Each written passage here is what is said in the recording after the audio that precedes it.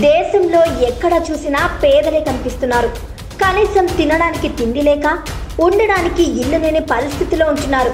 పట్టణాల్లో చూస్తే మెట్రో స్టేషన్ల కింద, షాపింగ్ మాల్స్, పార్కింగ్ ప్లేస్లు, పబ్లిక్ గార్డెన్స్లలో వర్షాలకు తడుస్తూ, చలికి వణుకుతూ బతుకులు సాగిస్తున్నారు. ఇంకా ఎన్ని రోజులు ఈ దేశంలో ఈ బతుకులు కొనసాగుతాయో అర్థమవ్వడం లేదు.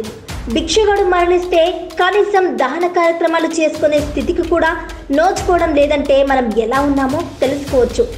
దేశానికి అన్నం పెట్టే రైతన్న అప్పుల పాలై ఎలా ఆత్మహత్యలకు పాల్పడుతున్నాడో, అలానే దేశంలో కుల వృత్తిని నమ్ముకొని బతుకుతున్న ప్రతి ఒక్కరూ పేదరికంతో అలమటిస్తున్నారు. తినడానికి తిండి కూడా నోచుకొని భిక్షగాలు ఉన్న ఈ భారతదేశం అభివృద్ధికి ఎలా నోచుకుంటుంది? ఎర్రని కిరణాలతో సూర్యుడు ఉదయిస్తున్నప్పుడు అమ్మా దేహి, అయ్యా దేహి అంటూ తమ పయనాన్ని మొదలుపెట్టి 3 పూటలు గడుపుతున్నారు నా దేశంలోని యాచకులు. ఎన్ని ప్రభుత్వాలు వచ్చినా, ఎంతమంది ముఖ్యమంత్రులు, ప్రధానమంత్రులు మారినా వారి ఆస్తుల విలువలు పెరుగుతున్నాయే తప్ప భిక్షగాడి ఆకలి మాత్రం తీరడం లేదు.